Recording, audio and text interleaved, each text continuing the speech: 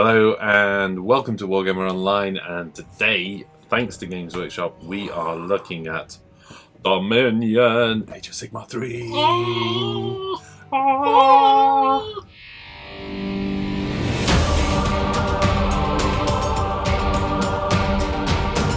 This video is made possible by our patrons.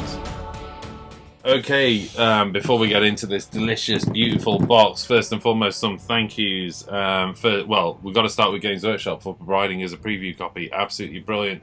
We've managed to get our grubby hands on this a week or so before the release of this video. But the good news is that's of course given us some time to have a faff around with it, which is great. We'll be putting stuff together and putting battle reports together and all the rest that follows with this. Of course, huge thank you as well to our patrons who keep supporting us throughout all of this. But that's enough of that. I think we need to start jumping into this box and seeing what's involved. Right, let's get in there. We've got to move out the paint of... I tell you what, let's just start with... it's a chunky old box. There's a lot of weight. There's a lot of plastic. Yeah, I mean, I was kind of thinking this. As like starter sets go, you get quite a few models in this. Yeah, there's something like 60 odd models, 60 Citadel miniatures. That's all the Stormcast Eternals and the Cruel Boys. Some decent sized models amongst that, which we'll come back to yet. I mean, not forgetting, of course, the Kill Boss on Great Nashtooth and the Urandrasta, the Celestial Spear, which in itself, I think that's 1-to-1. It's huge. Yeah, it's huge. But let's get into this. Get that lid off. There you go. Artwork abound. Yep. Always beautiful. Not going to complain about artwork. I do like that. You know, it's like stick it up on your wall or something. It's great. Nice that they add stuff like that. I mean, I just want to say, and I've said this before, but these are my orcs. Your orcs. They're the orcs of my generation. 3rd edition, 2nd and 3rd edition, Warhammer Fantasy. Yeah. This is what orcs look like. Skinny arms. A few hobgobs. Skinny arms, big shoulders. Tiny, whatever. And tiny legs. That's what it's all about. It's actually 2 pieces of artwork in there, which keeps everything separate and neat and tidy. But we are very quickly into a bucket load of plastic. Just to give you an idea of sense of scale. This is indeed the Celestial Spear, and as you can see, I think I've got a paint pot for scale. But as you can see, wow, this is a big old piece of plastic. It's a big model. Lots and lots of beautiful detail. What we're going to do is have a quick look at those. Like, not to take away the kind of the beauty of that model, but I can see a lot of nice conversions being done with those wings. Oh yeah, because they are proper nice wings. Some of the best wings they've made. Yeah. These spears as well. The shields. Proper 10 pence worth. The Annihilator or a dime. Yeah. They're huge. These, in fact, those models are just big. They're just big lads, which is impressive. We have 2 sprues of hobgoblins, hobgrots, which gives us our 20 hobgrots that come in the box. Yep. And then you are into a whole bunch of Stormcast, which is the I think they're like the Vindicators. No. So they may, I think they're Vindicators. And then there's the unit of 3 with the spears. They're more Vindicators. More Vindicators, sorry, that's 2 spears of those. I think... I'll tell you what, we'll get the cards out in a second and we can clarify all of that. These are 2 characters, so that is the Bob Caller Shaman, and that is the... he's like the Judicator or something. I did think, because these are coming together, that you might not see these as separate releases, but as you pointed out when we first did this, is you can literally do that, and they could go in character boxes, couldn't they? 2 separate so they've just been screwed together. Okay, we have same again, 2 more characters. So this is the Arcanum, and I think this is the Kill Boss. Yes. On foot with his stab grot. And then we have a whole bunch of Cruel Boys. Yes, that's what they're called. The stabby ones. And then some more. I forgot what they're called. But they're the halberdiers. They're like the bodyguards. There's a unit of 3 of those. Really nicely seeing like halberds and stuff. We'll keep jumping through to the box, and then we're into the final sprue, which of course has got the Nashtooth and the Belcher banner. And the Belcher banner, which is just beautiful and stuff. the Crossbow Boys. So, boatload of plastic. We've got some cards. Yes, you can tell we've actually opened this before. We've got a pack of cards for each one of these units. We'll be having a quick look at the new layout. Should also be mentioned that on each of the card is the points and allegiance abilities for kind of easy lookup for beginners, which is really cool. And then we have Dominion instructions and the War of Amberstone Watch, which is basically just a bit of narrative. I expected it to be a little bit of a campaign pack. It's not. It's all narrative driven, but we'll come back to that. Not complaining about narrative. You know we like our narrative. And then probably the thing that everybody's most desired to get their hands on, the rule book. Maybe not. Maybe people want the models, but who knows? Let's face it, Age of Sigmar 3 is here, folks. Oh, yeah. Okay, folks, so we're going to start by going through this section by section, and if you want to skip any of the sections, check out the time codes below in the video description. But we're going to start looking at the models, then we're going to have a look at the rules. Yep. That's basically it, but we will break up the rules. Models and rules. That's all there is to this game. There might be some other stuff. Maybe. Sportsmanship. Sportsmanship, why not? Okay, let's get it. First up, we have the killer boss on Great Nashtooth. He's a big old beastie, absolutely beautiful model, boatloads of detail.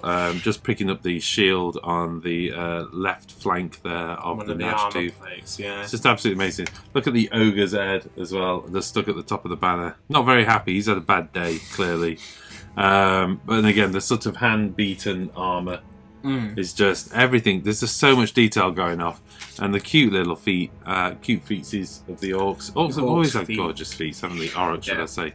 The helmet's huge. Absolutely crazy ginormous. Spiked helmet, yeah. Yeah, just fantastic. And you've got all this layer and layer of detail, even on the base. Look, this sort of, because it's all bogs and swamps, isn't it? These guys? Yes, yeah. So you've got all of this kind of like growth hanging down off of everything. Which I really like. Yeah, I do like this model, kind of the weird kind of flesh warg aesthetic that they've got, because of course they're swampy, nasty creatures, so they won't have like furry animals with them, will they? So it's kind of like this very weird skin wolf that they've got with them. Beautiful weapon, yeah, the big serrated spear, which really looks nasty. Just the level of detail, even though like the kinks and chips on the back of the blade there, you know, it's just it's beautiful. Fantastic. What's that big tongue from? Is that from the? I think that's from the Belcher banner, isn't it? Yeah. Okay, but well, you know, what do we'll quickly cover these units just very, very quickly while we're at it. Move of 10, wounds 10, 3 up save. You know, 4 attacks, 3s and 3s, -1, 2 damage with the sticker. It's all right, isn't it? Yeah. I mean, he's kind of like your frontline combatant. He gets like a bunch of 2 damage attacks. 4 from himself, 4 from the wolf. But one of his really good things is all part of the plan, which is friendly Kruleboy units fail battle shock tests within 3 inches of a friendly unit with this ability. Only 1 model flees from that unit. So you're running him up with like big hordes of hobgrots or kind of, you know, big units of the savage, the sticker boys, whatever they're called. Then they're really good. It kind of removes the need for battle shock immunity and spending command points on battle shock. What I really like about it is just the lore behind the rule, which basically is all part of the plan. So you, as a hobgrot, you're looking around and all your mates are getting killed, but you're going, "Oh, boss is well cunning. Well, he knows exactly what he's doing, and I'm still alive. So I probably in the plan, I'm probably going to survive this." Yeah, it's all part of the plan. That's what it is. Love it. Yeah. Okay, let's move on. We've got, of course, the Belcher banner. We mentioned it briefly because we found the tongue in the bottom of there, but as you can see, this is the Belcher banner. So this is the Merc Knob with Belcher banner. It's such a good name. So I think the idea of these Belcher banners is they're actually recent creations, because these are kind of Kragnos-inspired banners. They're fueled with the power of Kragnos. It gives kind of an aura of 5 up to ignore spells. And he can kind of use it to breathe nastiness on people as well. So again, kind of a nice, especially because he's got the totem keyword, you're seeing kind of totems having extended range on being able to do command abilities. And with all the new command abilities in the book, I think things like this kind of totem bearers are going to be a lot more important. Central to the game to a degree. Yeah, so it's really cool that they've got one. Even an interesting weapon stat here. 3 attacks, 3s, -1, 2 damage, you know. Oh yeah, he's a banner bearer. But he's an orc banner bearer. He'll do some hacking and slashing. He's got a cleaver, hasn't won't he? I'll chop them up, lads. He's going to have you, isn't he? But on this sprue as well, before we move on, there is, of course, the Manskewer Bolter Boys. And again, we've got some beautiful detail. The thing that I really picked up on when I was looking at the sprue for the first time was just this quiver here, which I absolutely love it. I think that's meant to be a loader, for them to load there, because their crossbows are massive. Exactly, so they ratchet it back and load it up. Because, you know, they're cunning. They're not brutal. So they do need cunning equipment to help them load their crossbows. They don't just have brutal strength, obviously. Oh, I found the tongue to the Belcher banner, so I'm somewhat confused what that other thing is. Maybe it's not a choice. The back of a helmet. Who knows? Who knows? Yeah, who knows? Yeah. It doesn't really matter. Either way, very, very cool. What are these guys looking like? Pretty good. I mean, they can kind of do 2 hasty shots at -1/2 damage, or they can do 1 big aim shot, 24-inch range, 2s to hit, 3s to wound, -1/2 damage. So they're definitely kind of support character snipers or monster wounders. I'm loving Oryx with a 2 up to hit. Oh, yeah, because they're cunning. That's what they do. Yeah, and there's a few options to give +1 in this game, isn't there? So, so kind of 2s to hit heroes and stuff like that, even with Lookout Sir. Especially with their Lethal Poisons ability, where they can be doing like 2 mortal wounds on a hit roll of 6. You've got a big unit of these guys being able to pass it out on a 5-up and being able to just kind of, you know, if you get them close enough with the 2 shots, you can just do loads of mortal wounds with kind of hasty shots. Nice. But yeah, they're really nice. Loving it. And nice to have kind of a reliable range support in an orc army. Folks, we've just covered 1 piece of plastic. That's it. That's it. We're swapping faction. Keep you on your toes. Oh, are we?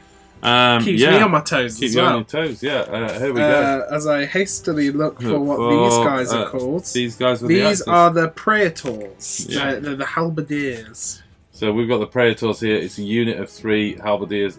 Beautiful models. Love the helmetless Stormcast that you see in more of. Yes. And any chance to do cloaks, you're into a winner. Plenty of cloaks, as we can see here. Lovely, lovely, smooth cloaks. Not too much detail, so fill your boots on how you want to do that. How you want to do that blending. Obviously, I'll be hitting them with the airbrush. But great models. Slightly, the armor is getting refined. Look. It's a lot thinner, a lot sleeker. On the carve, for instance, there. Really interesting stuff as they're expanding this range out. I think these guys are meant to be Sigmar's answer to Kragnos and the Rise of Destruction, because these are meant to be like beast hunters and stuff. Yeah. So they're a lot faster, slimmer, more mobile than the other iterations of the Stormcast Eternals. So the finest bodyguards in all the realms, links to their wards in an arcane spiritual level. The connection allows the Praetors to accept wounds onto their of their charge onto themselves with touch. So proper big guardians. You are seeing a lot more Stormcast with 3-up saves, which is nice, kind of as Stormcast should be. The 3-up save. They have this weird rule where, like, you roll a dice on a 1 to 2, the wound or mortal wound is allocated to the hero. On a 3 to 4, it's allocated to them, and on a 5 to 6, it's ignored. So they're kind of like a half wound bodyguard, like Temple Guard are. Yeah. But there's a chance it could go to the hero, but there's also a chance it could just be negated completely. So definitely worth running these guys around, because it basically gives your hero a 5-up ward. Good stuff. Which is nice. Good stuff. Right, keeping you on your toes. I think we've got a big pack of Gut Rippers. These are the Gut Rippers. Beautiful weapons, loving it. Nice, nasty weapons. But for me, it's all about these fantastic shields. If you were going, there's 2 things. Because there's so much texture and detail to these, you can have a load of fun just with contrast paints on this stuff. Contrast and dry brush and stuff like that. But if you really wanted to go to town with a Golden Demon, I want to enter this unit into a beautifully painted unit category. There's so much scope just on the shields alone. All the hides and furs and stuff they've got on. And that's saying nothing about the characterful faces that each one of these models has. Angular jawlines and stuff compared to kind of the flat ones you've seen of orcs at the beginning. Yeah. I like how there is a physical difference between these guys and kind of, the more Gork side of it. Yeah, absolutely. I mean, they're just cunning, aren't they? Cunning. Just Yeah, and in fact, they are cunning in their war scroll with scare tactics, spelled with a Z, by the way, and K's. Of course. So you basically can roll 2d6 if against a unit that isn't a hero or monster, and you add 1 for every 5 models in this unit. If you roll greater than the bravery characteristic, subtract 1 as they scare you with their big nasty shields. Like, rah! And you go, ah! And you don't want to hit them. Those shields are pretty scary. They are pretty scary. Not a bad So we've got mainline infantry. what's that? 10 of those, I think. We've got 10 of those. Yes, 10. Yeah, Yep. great stuff. Okay, Really nice. next up. Oh, I've Where we got 2 going? choices, Jack. Where What we do you want? going? You know what? Let's go this one. Yeah. So this is the Lord Imperatant with his Gryphound. Accompaniment. I just lost the word. Loving the cloak again. There's a little bit of piping detail on the cloak there, which is always good for fans who want to pick out the extra detail. But again, good cloak. Great detail on the bases, but that's throughout this entire set. And quite a lot of complexity to this model as well. A lot of overlay and detail. Yeah. The hammer's really nice. The scepter that he has, kind of the third Gryphound cloak with his Gryphound next to him as well. Yeah, it's not. I don't think it's meant to be a Gryphound, is it? If it is, it's a large one. I think it is. Yeah. It's kind of got the Gryphound head on it. I don't know. that's Maybe it right. was his old companion that he wants to keep with him. Maybe. What's he looking like though? This Lord. He's really good. Some kind of good close combat attacks with ranged attacks. But the main thing for him is he can let people come down 7 inches away from enemies instead of 9 inches away with Thunder Strike, which I think are like the Annihilators. This is once per turn at the end of your movement phase, yeah. Yeah, he guides them by lightning. You can set them up within 7 inches of enemy units instead of more than 9. Anywhere on the table? Yeah, so This isn't a bubble. Wow. it's using their the strike. Yeah. But I meant whether Yes. it was an aura effect from him, but no, he just makes it. Yeah. As long as he's on the table, it's good, yeah. Has to be a wound characteristic of 3 or less, so I'm pretty sure the Annihilators work on that. Yes, they do with 3 wounds, so rocking him and some Annihilators might be quite cool. Nice. Let's keep you flipping around, Jack. I quite like keep making you work. Swamp Caller Shaman with Pot Grot. We've got to mention this back skull piece, which is just absolutely stunning. The pot grot is just fantastic. Stirring his pot. Just again, stunning detail. Lots and lots of stuff going off on the model. Crazy face on this one. Really manic smile. A lot of. I'm going to say it. It's a cruel smile. Yeah, beautiful model. This is one of those that I'm really looking forward to painting. Yes, yeah.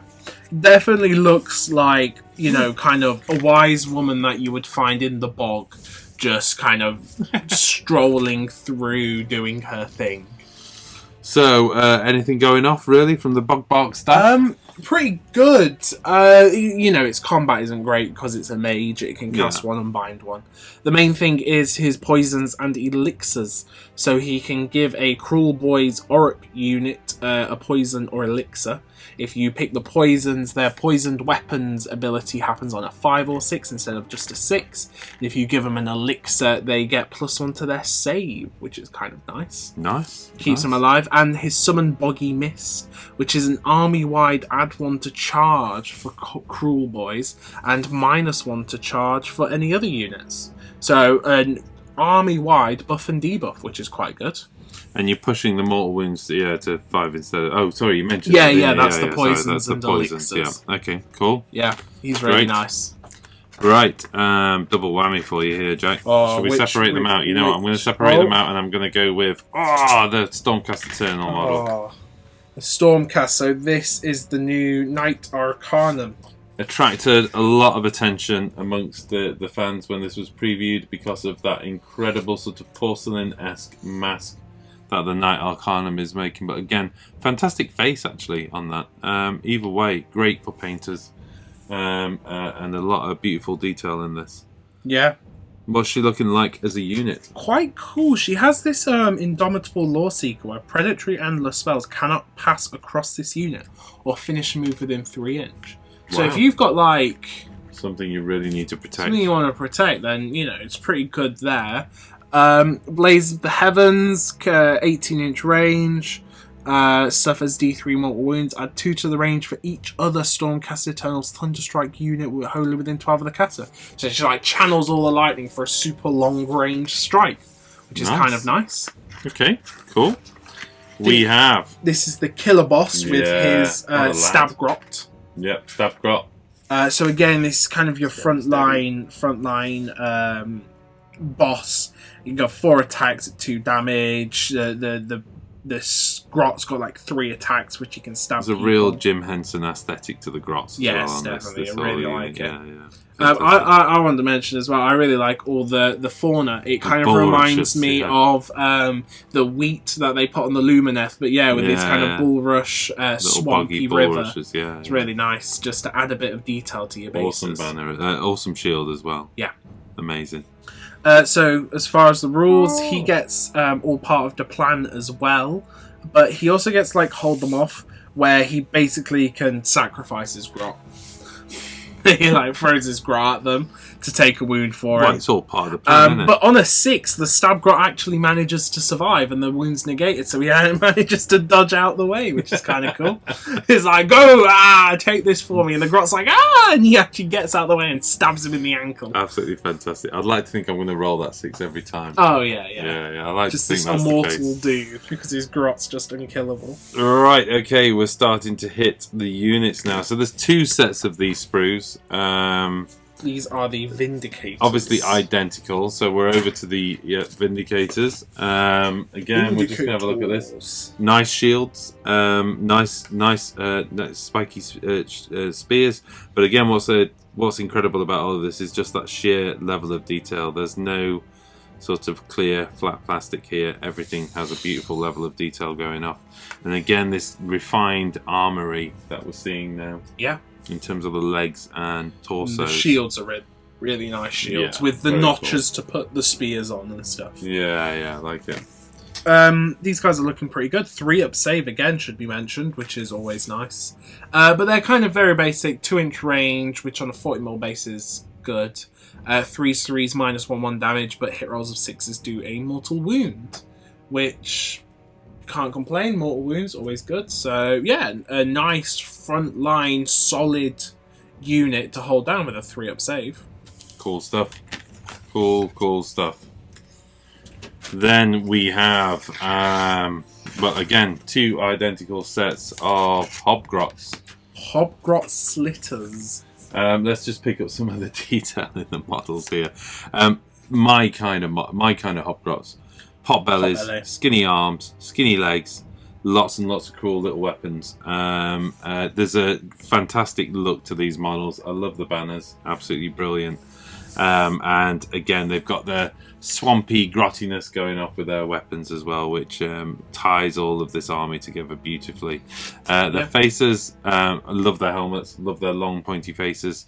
I can't wait to get painting these, because these were some of my favourite units in the old days. I had buckets of hobgoblins. Obviously, these are Hobgrots now. Hobgrots, yeah. Very, very cool.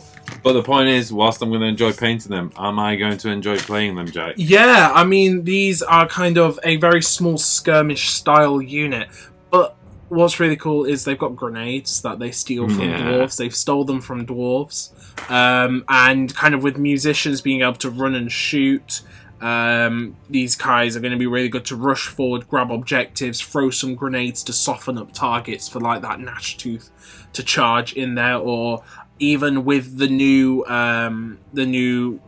abilities, maybe running them up behind your Cruel Boys and spending them for Unleash Hell to throw the grenades as people charge them. They're force to hit, but if you've got 20 of them, okay, it's 8-inch range, so you're going to be pushing it, but 20 of them, that's 10 hitting. 3s to wound. You've got like 6 going through at -1/1 damage. It'll do something. It's not bad. And they're cheap. They're cheap and cheerful. Cheap as chips. And they're not too bad. I mean, they're not great because they don't wound and there's no rend, but there's lots of fun. And in the new game, there's lots you can do with them, isn't there? Like 95 points. It's not bad. They're good to just run forward, grab objectives early game without risking some of the meatier. They are what they are. Chaff for the meat for the grill. Grist. Right, okay then. Grist for the mill. That's what I was trying to say. Thank you, Jack, for sorting me out. Should we this is a mishmash and it's mainly Stormclass, so let's pick up on this. Where do you want to go with? Should we go with the Celestial Spear? Can do. The sprues all mixed together, but again, we've pointed out how beautiful these wings are. I'll show you the other side of them. So much detail in there. Ideal for washes and stuff like that, and a bit of dry brush. You're just going to pick that detail up straight away. So fantastic, no matter what level of painting skill you've got. These models are going to look good, you know, as long as you go more than a base coat, just a bit of a wash and whatever. The stonework, fantastic, absolutely love it. These hexagonal stones at the bottom here, very, very clever, which is repeated in that pattern there on the first row of bricks. Things like that make me smile when model designers are thinking a little bit more than, I'm not just going to stick some square bricks in here, I'm going to do something different. Yeah. So all of that making me a happy boy. But and by the way, just the model itself is insanely beautiful. Love this headpiece here, fantastic. But what's she going to do for me on the table, Jack? She's going to make you cry if you run monsters. Oh, her big thing is, if she's within 3 inches of a monster, you add 10 to the number of wounds suffered by those monsters when you look at their bracket. Bum, bum, so bum. she makes monsters basically fight at their bottom bracket against her all the time. She's got 4-up ward, which is nice. She can return a model every turn, and don't take battle shock tests for Stormcast and Cities of Sigmar near her. 3-up save, 12-inch move. She is nasty. Nasty. Nasty and drasty. 4 attacks at 3 damage. She's... Okay. But there's some other stuff going off on this sprue. Yeah, you've also got the new Vexilla with the Banner of Apotheosis and which is Annihilators. A big old model. Absolutely ginormous. Let's bring the paint pot of scale in for you folks. As you can see, that is a paint pot sized banner. What have we got going off here? Anything of... Well, actually, let's pick up some of the detail first. We've got these big 10-pence size shields again. Looking absolutely brilliant. I'm loving all of this kind of scale armor going off now with these models as well. And this sort of super tough broad chest with the lion's head face on the armor. All of it fantastic. And you could just keep picking out bits. The detail. Can I get that in focus there? The meteoric hammers. The detail on that hammer is insane. It's just everything is layered upon layer of detail. What have we got going off from a unit point of view? Well, the Knight Vexilla, again, is a totem, so that should be mentioned. Reroll charge aura, which is always good. But it can also do this like once per battle thing where it can pick up to 3 friendly Stormcast Eternal units. And you can heal D3 wounds or bring back D3 wounds of models. But you can actually pick the same unit 3 times. And for each time you pick that unit, it increases by D3. So you could pick a hero and heal it 3d3 wounds once per battle. Mental. But yeah, it's quite nice. The Annihilators should be mentioned. First of all, they've got 2-up save. So they're not going anywhere in a hurry. I think they do... They come down like a meteor and do mortal wounds to everybody. They can reroll charges when they're set up, and they kind of bludgeon people as they go in with some mortal wounds as they charge in with their big shields. Again, I love this, the fact that, obviously these are Stormcast Eternals who are all by, functionally immortal. Yeah. And these guys are so big and powerful that many believe they're immortal. I think they mean as in they literally can't be killed. Just do not die. Yeah. Maybe nobody's ever seen one die on a battlefield, but yeah. I'd like to see come up against my cunning crawl boys, and we'll test that metal, shall we? Stab them in the back. 3 wounds, 2-up save. Any kind of ignore? No. So big armor save, but no ignore. So right. Okay then. But great. Yeah. Nice. Well, we've already taken a look at the models, and I think at that brings us to the end of the models sprue, and we need to jump into that rulebook. Yep. Okay, so that's the models out the way. Obviously, if you've skipped forward, then it's been but a blink of an eye to you. We're going to jump straight into the rulebook. This is an unboxing, so what we're really going to do is just kind of flip through the book, talk about some of the significant changes. But we've got a whole raft of content planned around Age of Sigmar 3, so if you want to deep dive into the rules, we're going to be getting, JP, Luke, Fabian, Liam, all on shows where we're going to be talking about the new rules and what they mean to the game. Yeah. In the meantime, though, let's see what's in this huge tome. Okay, as I mentioned, it's a big old book. There's plenty of pages. One of my favourite places to start is to, well, besides making a comment on the insanely beautiful artwork, we normally jump into the content section. I'm going to zoom in a little bit, actually, folks, so you've just got it a little bit tighter in there. There you go. We've got an introductory section, 23 pages, which basically covers the main parameters of the game. So it talks about playing the game, essentially what open play, narrative play, and match play is. Of course, a lot of our experience is based around match play, but it's always good to explore some of the other play types. Then we are into essentially the background information, which is covering the War Ending, Age of Myth, Pantheon of Order, Gift of Civilization, the Powers of Chaos, the Dark God Enchained. So it gives you a running narrative. Cool. It also gives you kind of a breakdown of each army. So if you're new to the game and you're not quite sure where to start, then this is a good place to start and have a read through all of the armies and decide which one you think looks coolest to you. Yeah, and it runs through the Sentinels of Order, the Agents of Chaos, the Bringers of Death, and the Harbingers of Destruction, covering all of those factions. And then finally, at page 245, we get into the new rules. Yep. Gone are the days of Age of Sigmar being on 4 pages of rules.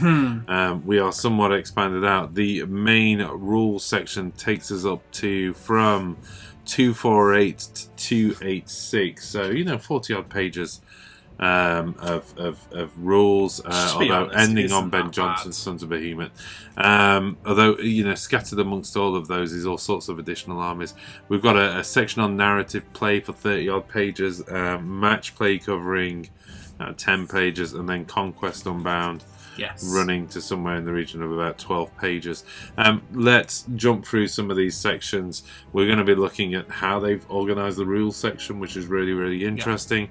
We'll talk a little bit about these front sections, but we're mainly going to be focusing on core rules and probably a jump into something like match play today. Yeah. Okay, let's jump into, say, something like the Orruk Warclans on 228. Wow, as you can see, there is plenty going off inside this book. A lot of beautiful models on display. I like how it also shows you all the models as well, in case you're not quite sure kind of thematically. If you're brand new to the game, you won't be able to match the name to the unit instantly, so having this reference is really cool. One of the more recent factions, Soulblight Gravelords. Yeah. Absolute stunning piece of illustration, by the way. Yeah. Love what's going off there. Is that a zombie dragon in the background? I think so. Yeah, nice. Got Manfreds. We were, of course, heading towards 248, I think, because we wanted to have a look at what the Orruk Warclans are. And there we are. We have Built for Fighting. Orruks are universally green of skin. Good to know. Iron Jaws, Fists of Gorkamorka. We have the Bone Splitters, Touched by the Wah. And then we have the Cruel Boys, the Cunning Raiders. From out of the ancient bogs and the stinking fen to the mortal realms, the Cruel Boy Orruks emerge into this new era of carnage. Carnage, mawkish cunning taken to its natural extreme. They do not charge forward as a single howling tide, nor trust in brute strength to win the day. Though when pressed, they can and will tear a human's arm off just for the fun of it. Yeah, which sounds about right. Sounds nice and cruel, to be honest. So yeah, as you can see, nice bit of faction. No rules, no breakdown really. It just gives you a flavour of what those armies are about. Yes. To give you a taste, Sons of Behemoth. Great piece of illustration, by the way. Kraken-eater wading through the boats. Yes. Absolutely brilliant. Again, you get kind of the few models giving you a sense of this is destruction. So at the end of each section, you get a breakdown. Yeah, you kind of just get to see what each thing is. Yeah. And then we are into the rules. So let's talk about structure before we talk about rules. One of the things that struck us straight away. Always the most important page. The player's code. Why not? Exactly. Yeah. I really like how they're putting it in now. And, I think it's one of the things about the AOS community is it's always been quite friendly and open, and that's what I love about it. But I think it is important to remind people about the code and, so, you don't get that guy. Yeah, well, there's some important stuff here. I like that make a respectful gesture to your opponent before and after the game. Such as offering a handshake, wishing them good luck, whatever it is. Social distancing eras, people may want to shake hands less, but wish them luck, great to see. Like you say, and I think it's an important part. It literally starts on, well, okay, page 2, but more or less page 1. It's the one that's facing you. Structurally, we've got some interesting stuff. All of this is clearly flagged to core rules. We will pick this up as we go through. You get core rules breaking into, as we get into the next section, open play, narrative play. So just really, really useful. When you're looking for that section, and every single color page coders is clearly signposted. Yeah. Structurally, some interesting stuff. We've got some words appear in bold. These indicate these are important terms. What that means on a very quick point of view is if I go down here and pick a rule, to hit roll, we can see to hit, wound roll, a hit fails. All of this stuff helps you pick out what you're looking for. So rend, if you're trying to find about rend, you go, okay, there's rend, and it gives you that fast scan read of when you're looking. And I've probably picked a couple of bad examples, but when you're looking that rule up and you're going, I know it says it's somewhere, but it's now kind of picking it up. Yeah. Scenery rules, it's really helping you find that stuff. So I really like the fact that they've done that bolding. Yeah, it's definitely well presented. Title of each core rule now has a number to help reference it, which helps you find it. And they say they will use that. For example, see 2.0, which means you should refer to section 2.0, the battlefield, which really helps you go, I'm at 1.4, I need to get to 2.0. I've skipped past it straight away. But I can easily find 2.0, the battlefield, and it gives me the information I'm looking for. And then you have specific rules like remove from play, which is 1.22. Brilliant. Refer to 1.22. Remove from play, and you're like, okay, it's in that section. It is. It kind of guides clearly you in the stated, right way. In isolation, with the rule, without less narrative and more direct information. Yeah. Really, really like the structure. I'm going to say this is something that's good, kind of clear visibility on coherency with the new coherency rules now. Can be a bit complicated, but I think this really works. Yeah, each model in the Vindicators unit must be within 1 inch of at least one other model in the unit. Each model in the Gut Rippers must be within 1 inch of at least 2 other models. I mean, interestingly enough, the illustration they show is that, but of course, it's at least 2. That one's actually, 1, 2, 3, 4 models. Yes. There are ways of still spinning your units out. Yeah. But of course, you're then at risk of losing coherency. Okay.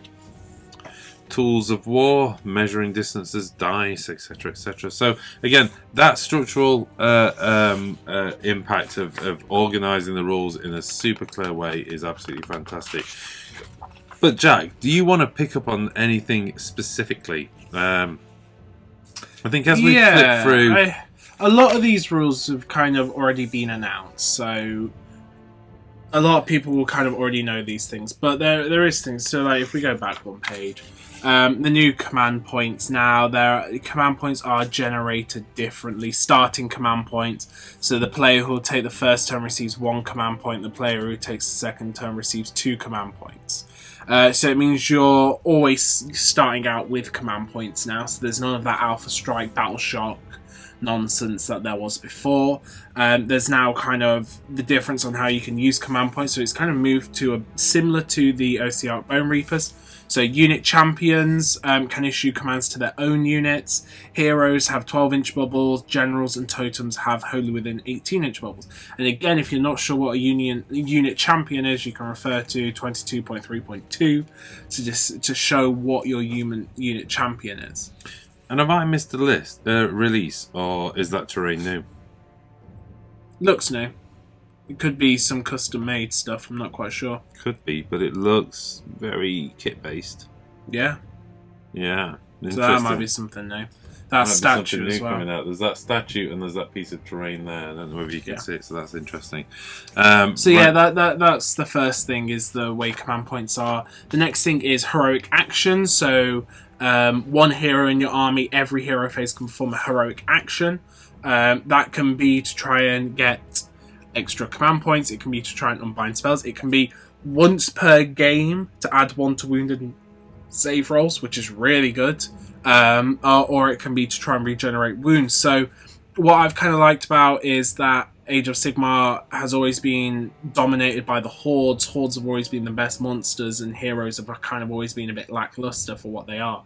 But this is kind of shifting it in a different direction. Which I love this nice. heroic recovery where there was, armies that had no way of unlocking any kind of heals, and yes. this gives you the chance to unbinding spells. Yeah, things like that. fantastic. So everybody can unbind spells now.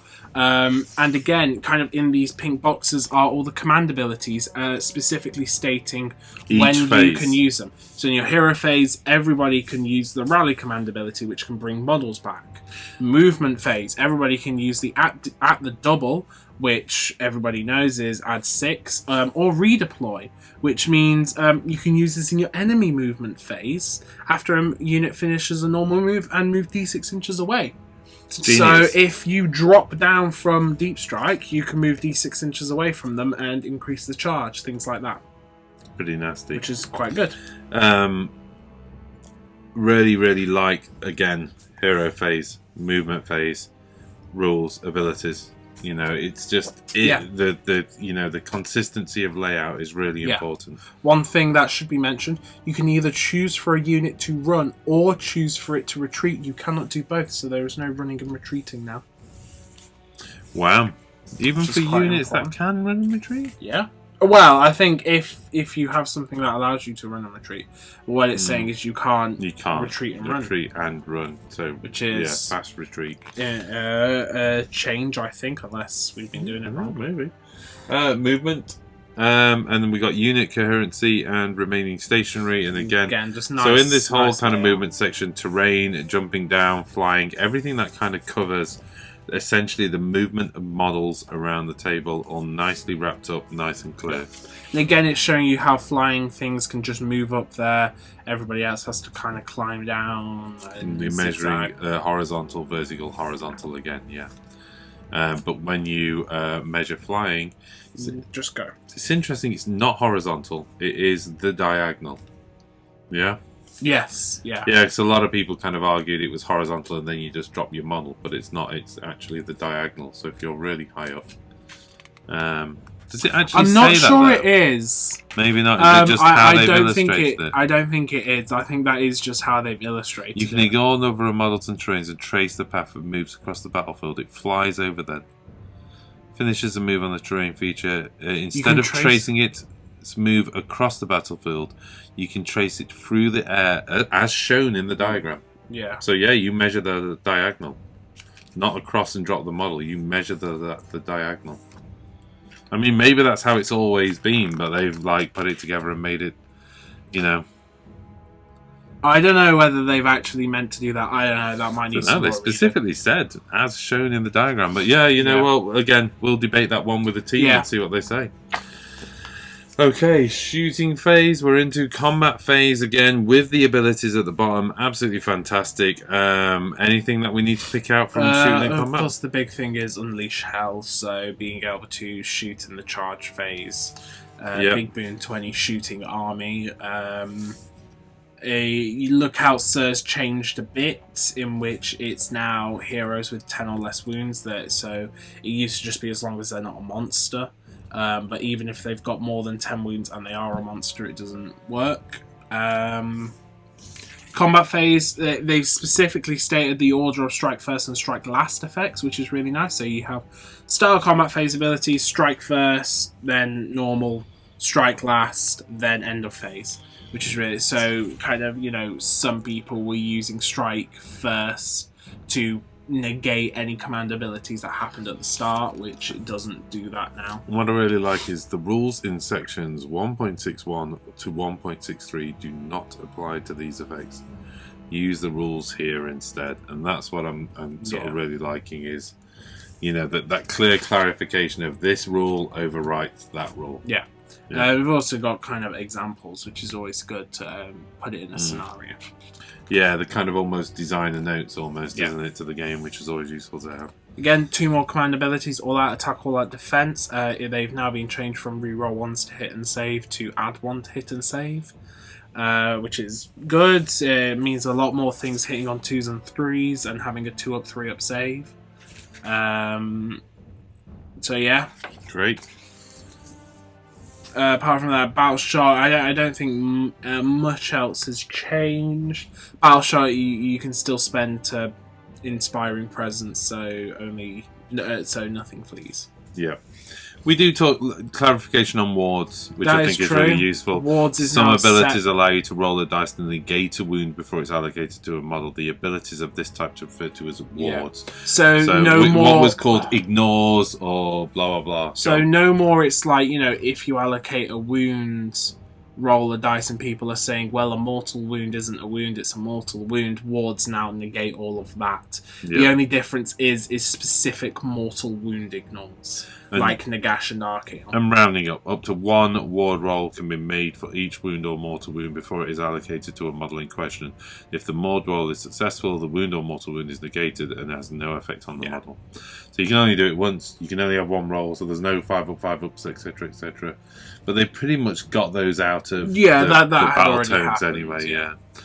There's only Doors of Cain which still has a re-roll, doesn't it? Of a ward. It's not 2 wards. No, it's just re-rolling a ward. Yeah. Does that still exist then? Yeah. Okay. But yeah, that's all I can see here in kind of the base core rules. I mean, there's a lot more if you go across kind of wild, very, very specific terrain rules now. Large and very large terrain, defensible terrains, faction terrains, cover, wildwood terrains. Yeah, kind of just bringing. It's changed to 3-inch, by the way, with wildwood terrains, of course, in line with the 3-inch visibility. That is, in line with the Sylvaneth. It's no longer models that can fly. It's now wounds characteristic of 10 or more. It's not blocked by wildwood, so flyers can be blocked. And Sylvaneth are not blocked by Sylvaneth wildwoods, but are blocked by wildwood terrain because it's not their woods; it's somebody else's woods. Yep. Okay. Anything else? Objectives and models? No, I can see. So again, they've kind of like demolished. They've added demolished rules to garrisons to kind of say what happens if it gets demolished. Joining garrisons, leaving garrisons. I think that makes the table more interactive. I'm happy now that we can garrisonable terrain. I also like the clarification of models. A lot of people missed that for quite a long time. That the objectives were held by models, not units.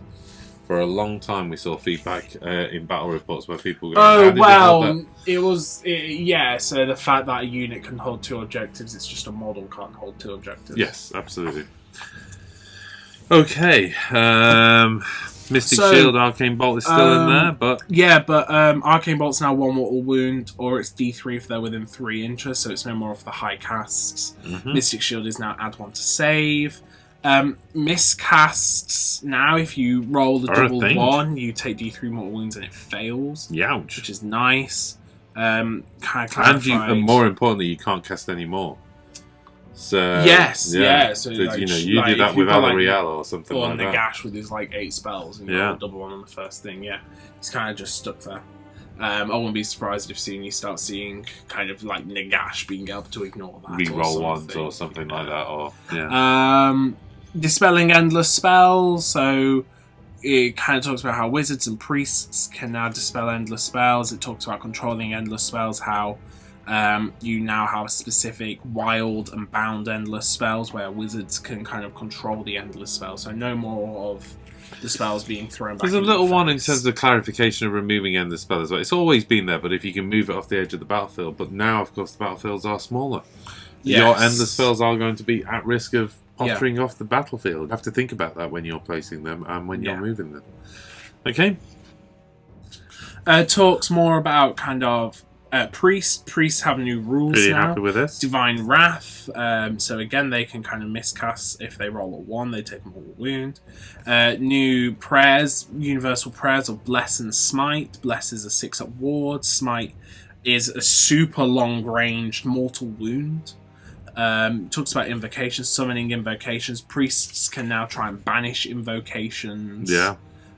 Things like that, and again, kind of clear on. So some significant changes, really. Those invocations that just used to sit on the table. I'm thinking the Khorne Skulls that people used to just block any movement, Skulls, whatever. The Wrathaks, the Fire Slayers. These can now be removed in some way.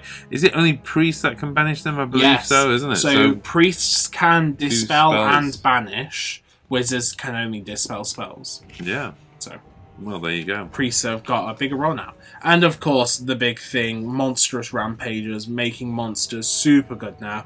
You've got the ability to stop command points, do D3 mortal wounds, add 1 to hit rolls, and destroy terrain, which we've seen to be quite powerful. A little bit on War Scrolls, just covering where you find the information on a War Scroll, but as we've seen, they've cleaned them up a bit. We've got illustrations on War Scrolls now. That's all good. Anything else? Talks about random characteristics. I think we all know that one, don't we? That's not changed, has it? Random range hasn't changed. It does give you a rundown of everything on the War Scroll if you're new to it, kind of what each thing means, which is quite good. Okay. I think at that we're more or less at we've covered the main core well, rule changes, there's this. Oh, of this course, battalions. Sorry, I thing. forgot. I didn't think that was part of core rules. Yeah, my bad. No, so all battalions have been removed, and you now have to organise your armies into core battalions, kind of like in 40k. And each of these core battalions give you something, and it's kind of nice picturesque. So let's take a battle regiment, which is a commander, which is a leader, and 2 troops units, so units that is not a leader, artillery or behemoth, and that gives you the 3 fists, which is 1-drop deployment. Yeah. If you've got a warlord, which is a sub-commander, a commander, 2 sub-commanders, and a troops unit, you get an extra enhancement. And you also get a extra command point once per game. And this is one of the big things I wanted to talk about before we went anywhere, is enhancements is now a massive thing. So enhancements can be command traits, artifacts, spells, prayers, mount traits, anything like that are now enhancements. So if you don't want to take an extra artifact, but you want to take an extra spell or a Marathi or an extra mount trait, this is the ways that you can get them now. It's cool, really nice. Which is really cool. Allows for a lot of modifying of your army to make it unique to what you want to do. Yes. It does talk about enhancement restrictions. Enhancements cannot be given to unique characters or allied units unless noted otherwise. In addition, artifacts of power and command traits that affect attacks made by friendly models do not affect attacks made by their mounts. Wow. Unless otherwise noted, but yes. Yeah, it kind of talks about how you can give command traits only to a hero who is your general. Artifacts, a hero cannot have more than 1 artifact. Spell lore, each wizard knows to a the general spell. That is a hero, by the way, not a hero that is a general. Yes, so spells, so each wizard knows the spell that you picked for them in addition to their other spells, prayer scriptures, triumphs, unique enhancements, subfaction, and allegiance. It kind of just goes into everything. Yeah. So fantastic. you get universal enhancements now as well. If there's nothing that you fancy in your book, there's all new. We roll chanting rolls for a high priest. Let's just pick a few out here. We've got the Vial of Manticore Venom, a universal artifact. Pick one of the bearer's admins. Add 1 to wound rolls for attacks. Yeah, it's all good. I mean, the big one there's 5-up ward. Being able to just give one of your heroes a 5-up ward is really good. True. Yeah. If you're like a Stormcast on a Star Drake or a Mega Boss on War Crusher, you've now got a 5-up ward. Or a Rune Father on Magma Drop. Or a Rune Father on Magma Drop taking a 5-up ward now. I think you're going to see a lot of people taking that. Yeah. Remember, no name characters though, so still can't do that. Universal spells, which is kind of cool. Again, universal prayer scriptures and new triumphs. Yep. So, all cool stuff. Nice that they've kind of clarified that. They've gone down to 1 terrain table. And now. Interestingly enough, the ones that they released dice for. So thank you for that, because that does make you just roll it. You can use their dice, and it's nice and straightforward. Yeah, I don't think anything's changed. Although Mystical does give you add one to chanting and banishment rolls, which is kind of cool. But models have a 6-up ward while they're within 1 inch of the terrain feature. Yeah. Nice. Of course, big one to note, and you will see it in here on the map. New table size. So we have gone to 4 boards out of a starter box or whatever it is that they're going to do, which effectively has made the table 5 by 3 3/4. Yes. Whole bunch of studio armies, and we are into open play, narrative play, etc. And again, we're seeing here, of course, illustrated what those new table dimensions look like.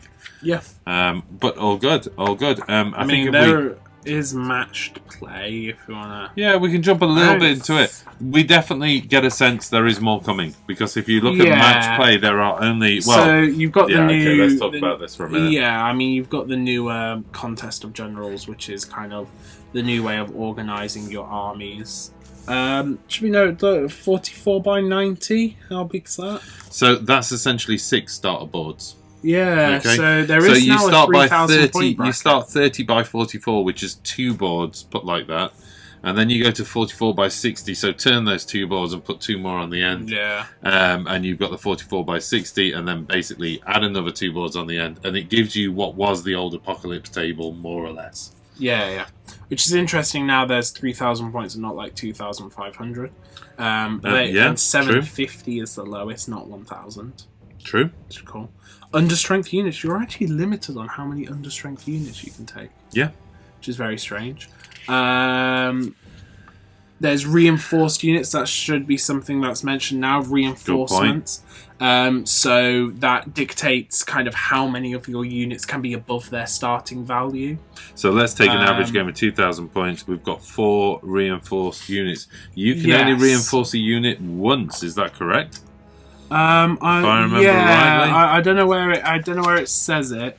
But as far as I remember from reading, a contest of generals allows how many understrength units? Only battle line units can be reinforced twice. Yeah, so that's it. So only battle line units can be reinforced twice. Everything else can be only. I tell you what, I was thinking once is because I was thinking half guard and stuff like that. Now you're a maximum of 10 in those units. No, they're battle line. Oh, of course they can become battle line with a rune 5. But units of 20. The units of 20 gone. 15 half guard. But yeah, exactly. Probably one of the most significant changes to the game. Yeah. In terms of people's army style and play style. Yeah, definitely. Removing these kind of mass cavalry hordes and stuff like that, and kind of limiting how... I mean, at 2,000 points, 0 to 4, I mean, like... If you're running 2 units of 30 witches in your Daughters of Cain army, that's all your... That's it. That's all your reinforcements got. Because, the last game we played in Age of Sigmar 2, every single one of your units was reinforced out to the max. You could not field that army anymore. You can't do that, no. So a lot of people were kind of worried about the new coherency, like, oh, my 6-man units are going into my 8-man unit and more fans, but you're just not going to see units like that anymore. Yeah, they're definitely moving, because of the table size reduction... they're definitely moving to kind of smaller games, smaller units. It's kind of less models, smaller units. I wouldn't say MSU as much, but it's certainly encouraging that style of play. Yeah. And I think you're going to need to build lists almost themed and factioned. Gone are the days of I'm going to put Alariel and Drycha and whatever. I'm going to build a list around Alariel. I'm going to build a list around Drycha. Because I've got limitations of how I reinforce out, etc., etc. There are now grand strategies, so you have to pick grand strategies. These are kind of like your secondary objectives. And then there are battle tactics, and you have to pick a battle tactic at the start of your hero phase. You have to pick a battle tactic every turn to try and do. Which is kind of cool, kind of shifting. I like it. You can score because, let's just take Repel. Pick one enemy unit, wholly or partially within your territory. You must complete this tactic if this unit is, or if that unit is destroyed. Yeah. See, again, knowing that list, making an assessment of what's happening on the table and thinking which one of these can I score. And you can't do them more than once. And that's why you've got to be fairly confident in what you pick. Yes. It's no good going for Slay the Warlord on a punt if you have a better chance of doing a Repel. Yeah. Okay. And then there's 3 missions to get you going of Frontal Assault. And I don't know what the other 2 are called. What are the other 2 called? Oh, sorry. Oh. Jess. Called Jess. That's it. Hold on. You can't open the page. Got it. There you go. Burn and Pillage and Rising Power. Yeah. Okay, so 3 missions. Clearly, from a match play point of view, we will be seeing General's Handbook 2021. Yes, yeah, with all we have the to. There's no way the whole points. game is launching on 3 missions. So we will see points. We will see more missions. Definitely. Okay, and at that, we pretty much gets us to the. Pretty much, you know, yeah. we've got Conquest like Unbound with Siege Warfare. but All of this we will cover because it's pretty sexy stuff, but I don't think we need to cover it in this one. Get to that. It's.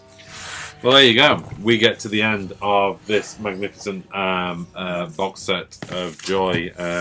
Yeah, like a quick thought. I think it's really good. I think they've added enough stuff to keep it interesting without it becoming overly bloated.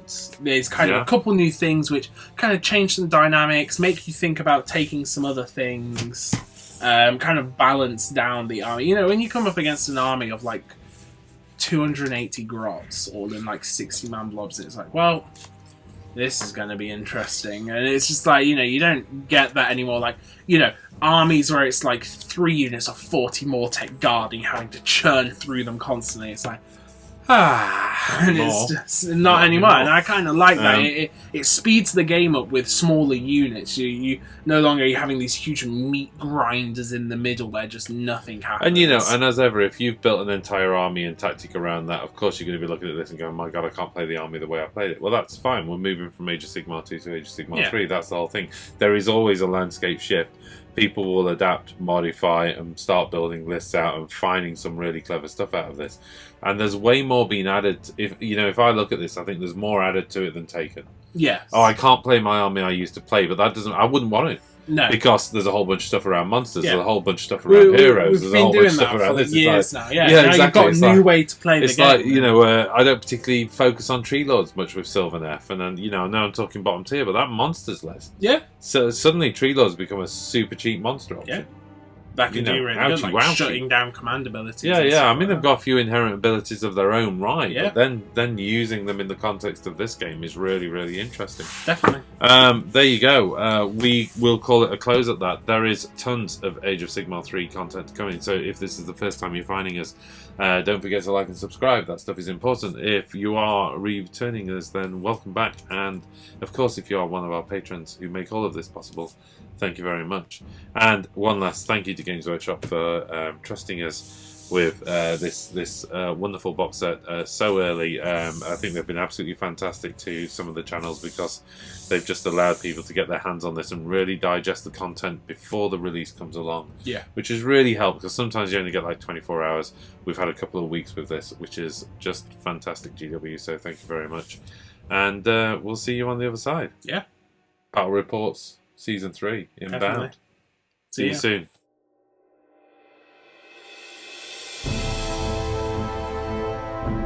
This video is made possible by our patrons. If you want to know more about how to support us, click on the link to the right.